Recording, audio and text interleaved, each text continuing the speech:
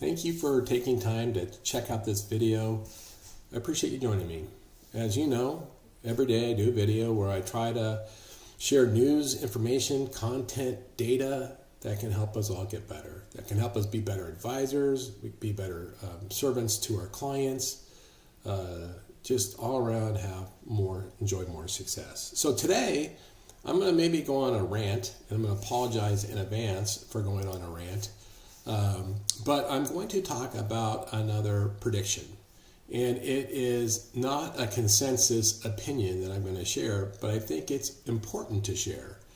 And one of the things that I think we have suffered from in the last 2 years is getting really bad forecasts and bad predictions. Simply, the financial analysts and economists have been mostly wrong in the past 2 years. They've been wrong about what the Fed was going to do. They were wrong about inflation. They were wrong about what interest rates were going to do, what the overnight cost of funds was going to do, what mortgage interest rates were going to do. They were wrong about the strength of the economy and GDP, and oftentimes took a very doomsday view of what is one of the better economies in the country's history. And because of that, they've given us bad advice. Now, our job is to follow the best, economists, the ones that are most honest, the ones that are most true, take their information and then deploy it in our everyday practice to advise people about buying and selling homes, about borrowing large sums of money, about creating wealth. So we rely on the experts and then we use that information. And unfortunately, we haven't had great information at hand. If you followed me along, if you watched me in my videos, you know that I am a fan of Dr. Torsten Slok, who's the head economist for Apollo. And I like him not only because he's very direct, but he's not afraid to take a non-consensus stand. He's not afraid to have a different opinion.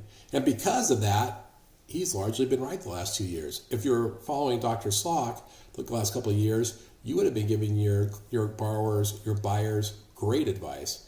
You wouldn't be telling them about how rates were going to drop off a cliff on May 10th, and you weren't going to be telling them how there's going to be 6 rate cuts in 2024. You wouldn't have said those things.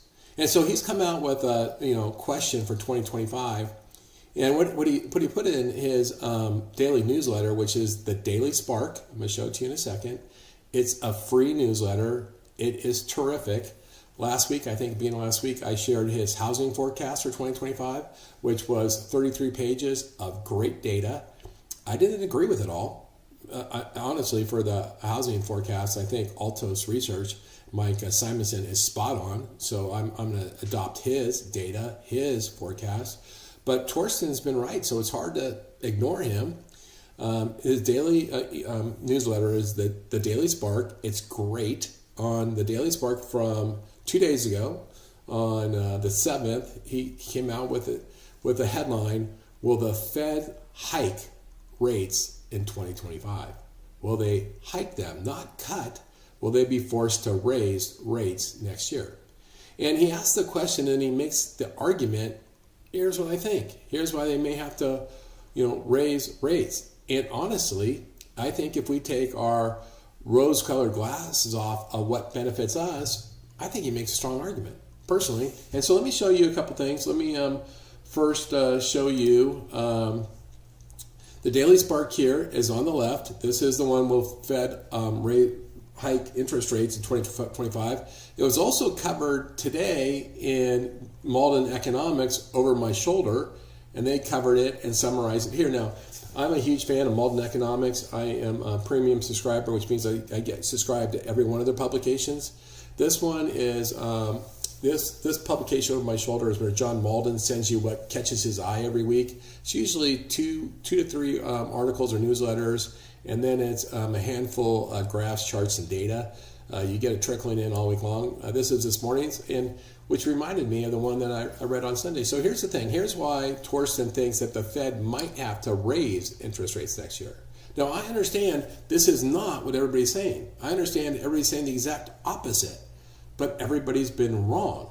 So I'm willing to listen to Dr. Slok. Here's what he says. First, GDP growth is running well above the Fed's 2% long-run estimate. meaning that the economy is already running pretty hot right now, right? And so it may have to put the brakes on a little bit to keep it from overheating versus being accommodated to juice it up. So the economy has strong momentum, and incoming administration may add more with tax cuts and deregulation. Meaning the economy is already running pretty good, and the new administration may actually put the gas pedal down harder, which could force the Fed to try to slow it down a little while. And then he goes on to say, which we all know, the PCE inflation seems to have touched bottom and may be starting to rise again. And then, we've all learned, every politician has learned that inflation is just a career and legacy killer. Nobody wants to fuel inflation. Not Donald Trump, no one. Certainly not the Fed. And so they start to see inflation come back. They're going to put the brakes on. And we have an example in history. This happened in the 1990s where the Fed cut a few times and then reversed and started raising immediately. And so that's what Dr. Slok is saying. Can that happen? He uses a whole bunch of data. If you go to his website, it's free. You can click and actually see the full PowerPoint on this. It's pretty persuasive.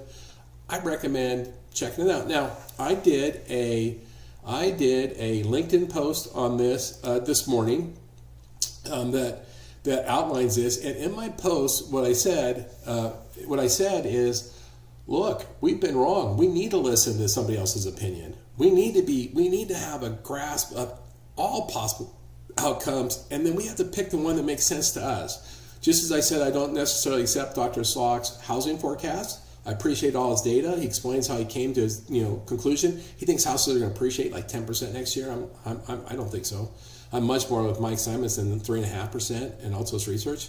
And so I'm not going to use Dr. Slok's housing forecast. I might use a lot of his data. I might use his visuals, but I'm not going to use his forecast. But I no longer can just trust anybody, any economist or any analyst. I need to think through for myself and go, I think this one's better, and follow that one.